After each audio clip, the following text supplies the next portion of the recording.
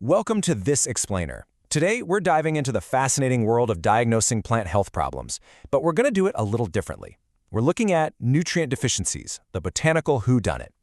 Think of us as detectives arriving at a crime scene, right? We're going to learn how to read the visual clues our plants are leaving us. Trust me, once you grasp this, it completely transforms the way you garden and grow.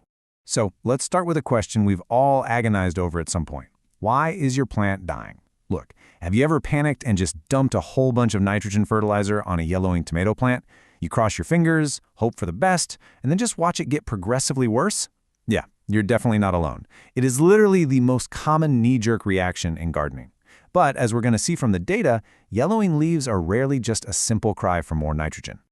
Let's set the stage with Act 1, the botanical crime scene. When we walk up to a stressed, sad-looking plant, we can't just guess. We need to split our suspects into two main camps. On one side, we've got our biotic suspects. These are the living attackers. We're talking fungi causing leaf spots, bacterial rots, or insects just munching away on the sap. On the flip side, we have abiotic suspects. These are the non-living environmental stressors. Think drought, compacted soil, chemical injury, and of course nutrient deficiencies. Experts at Penn State and NC State Extension point out that these abiotic disorders often perfectly mimic disease symptoms. It's crazy. So the golden rule here, you absolutely have to make sure it's not a bug or a fungus before you go messing with the soil. Moving right along to Act 2, macro and micro suspects. Okay, so once we know we aren't dealing with, say, an insect invasion or a fungal blight, we have to look closely at the nutritional suspects hiding or absent in the soil. According to research from the University of Delaware, healthy plant growth requires 17 essential nutrients, and these fall into two major tiers. First up, macronutrients, things like nitrogen, phosphorus, potassium, calcium, magnesium, and sulfur. Plants need relatively massive amounts of these just to survive.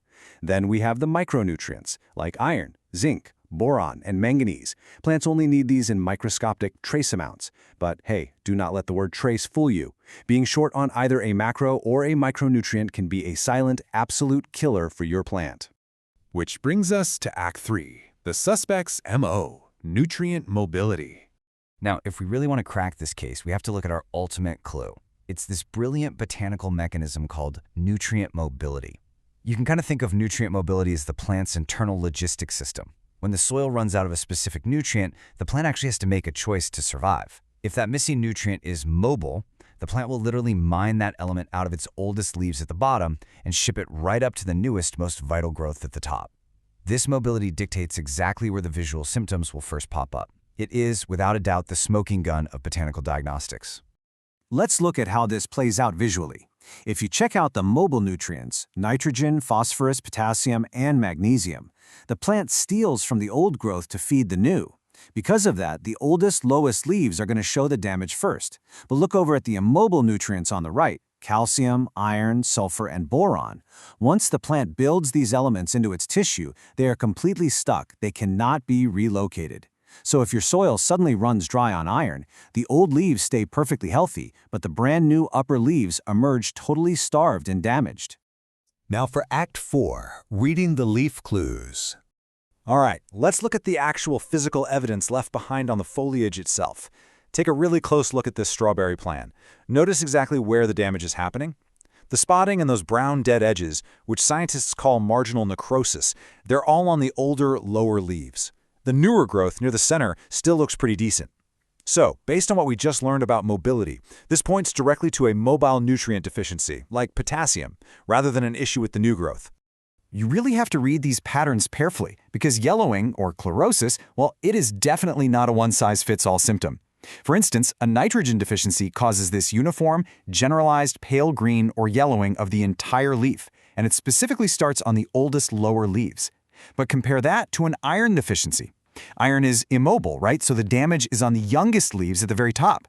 Plus, it causes this highly specific symptom called interveinal chlorosis. Basically, the veins of the leaf stay dark green, but the tissue right between the veins turns bright yellow or even white. It's a totally different look. And the clues get even more specific than that. You might find dark green leaves turning this distinct purple or bronze color, especially underneath. That is a classic sign of a phosphorus deficiency, which happens when anthracene and pigments build up because the plant's metabolic energy is restricted. Or, say you look at the top of a plant and see the terminal bud is dying off, and the young leaves are emerging all distorted and physically hooked downward. That points straight to a calcium shortage. Let's move to Act V, environmental accomplices. Here's the plot twist. Sometimes the nutrient you think is missing is actually sitting right there in the soil in massive amounts, but unseen accomplices are preventing the plant from absorbing it.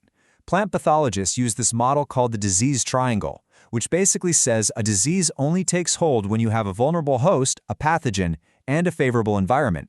Well, nutrient deficiencies operate a lot like that. They often need an abiotic accomplice. Take North Texas soils, for example. They are notorious for heavy compacted clay. You could have plenty of nutrients, but if you literally can't push a screwdriver into the dirt, the roots physically cannot expand to reach them. Soil pH is another huge one.